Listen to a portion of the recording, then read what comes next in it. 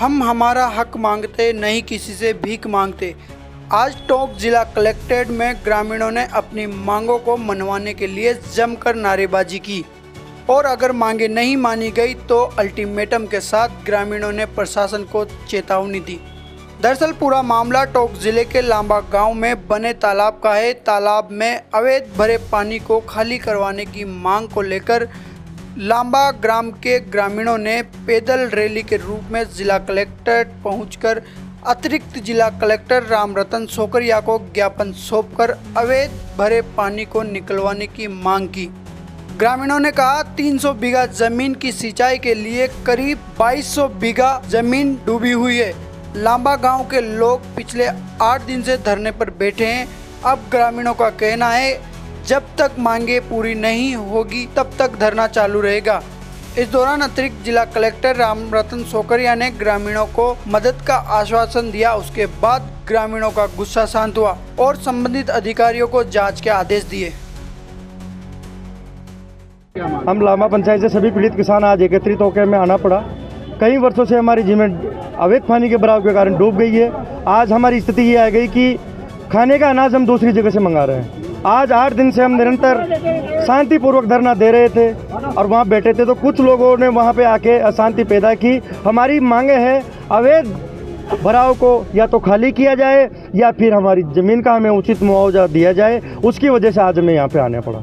दो तरफा मामला नहीं है, एक तरफा मामला है। वहाँ पे कुछ असामाजिक तत्वों द्वारा जो 2 या 4 है झूठी सूचना, झूठी अफवाह फैलाकर कहा कि कुछ लोग तालाब को तोड़ने आ रहे हैं। ऐसी सूचना पाकर ग्रामीण वहाँ पे एकत्रित हो गए। जबरदस्ती उनके हाथों में लकड़ियाँ पकड़ाई और 2 समाजों के बीच में, 2-4 गाँवों के बीच में कुछ आंतरिक सौहार्द को बिगाड़ने का कार्य उन्होंने किया। तो उनकी कार्रवाई के लिए हम आज यहाँ अभी तक प्रशासन की तरफ से कोई स्पष्टीकरण, कोई ठोस जवाब नहीं आया। एक दिन तहसीलदार जी गए थे, उन्होंने आश्वासन दिया कि मैं इंजीनियरों की टीम लेके आ रहा हूँ। उसके बाद अब तक ना कोई कॉल है, ना कोई प्रशासन की तरफ से हमारी सुध ले गई है।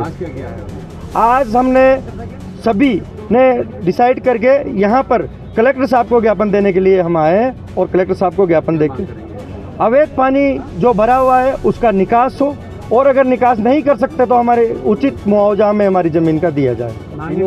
मांगे अगर नहीं मानी गई तो ये आंदोलन एक बड़ा रूप लेगा। क्यों हमें हमारी ज़मीन चाहिए। हम 8 दिन का प्रशासन को आज अल्टीमेटम देते हैं। अगर 8 दिन में हमारी मांगे नहीं मानी गई तो हम अगला डिसीजन, हमारी पूरी समिति, पूरे पीड़ित किसान मोर्चा बैठ के बात करेंगे और अगला डिसीजन, अगली रणनीति हम तैयार करेंगे। हमारे ना 2-2, 3-3 बीघा जमीन है। आज कई सालों से पानी में डूबी हुई है। वो हमारे छोटे छोटे बच्चे जानवर भी है। पानी में से चारा काट के लेके आते हैं हम, है ना। और कहाँ से नाच, कहाँ से लाए।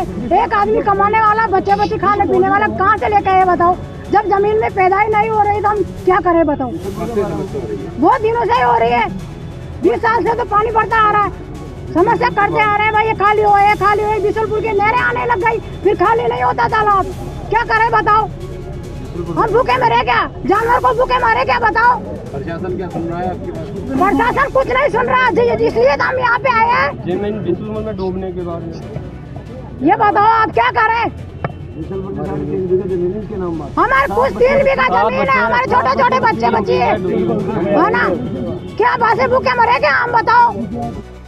टोंक तहसील में एक लांबा गांव है जहाँ पे तालाब है और इस तालाब अभी क्या है वो फुल अपनी पूरी कैपेसिटी के साथ में भरा हुआ है। तो इसमें एक पक्ष का जो है लांबा गांव के जो निवासी हैं उनका कहना है कि ये टेम्परिंग करके और इसका हाइट बढ़ाने के कारण जो है हमारी जो फसलें हैं, हमारी जो खाते की ज़मीनें हैं वो डूब क्षेत्र में आ गई है, जिससे हम न तो खरीफ की फसल बो पाते हैं और न हम रबी की फसल बो पाते हैं। वहीं दूसरी तरफ जो दूसरा पक्ष है उनका कहना है कि ये 1986 से जो है तालाब बना हुआ है और उसके लगातार उसके बाद में कोई देश परिवर्तन इसको नहीं हुआ है। इसी बात को लेके जो लांबा गांव के जो निवासी हैं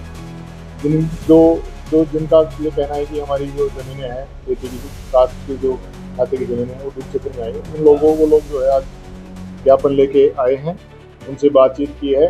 उन्होंने कुछ ऑब्जर्वेशंस दिए हैं।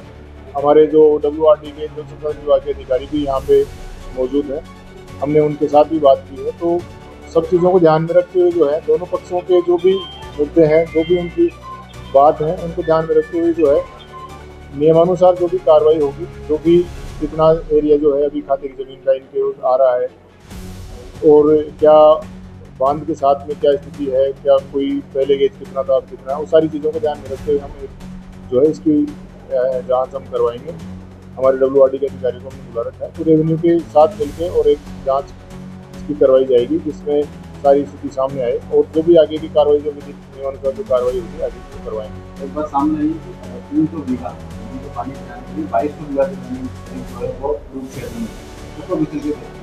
अभी जो किसान वर्ग जो ज्ञापन लेके आए थे उनका यही कहना था कि इसकी जो सिंचाई क्षमता है वो 300 बीघा तक सिंचाई होगी इसमें, जबकि इसमें जो वर्तमान जो पानी भरा हुआ उसमें 2200 बीघा ज़मीन तो हमारी डूबी हुई है, तो 300 बीघा ज़मीन को पानी पिलाने के लिए 2200 बीघा ज़मीन को थोड़ी डुबोई जा सकती है। तो इसको हम चेक करवा लेंगे। मैंने इस बिंदु को नोट किया है, WRD के अधिकारी के साथ मौके पर भेज दिया, इसको चेक करवा लेंगे कि कितनी ज़मीन काश्तकारों के अभी पानी में डूबी हुई है। ये सारी चीज़ें हम चेक करवा के और आगे की कार्रवाई करवाएंगे।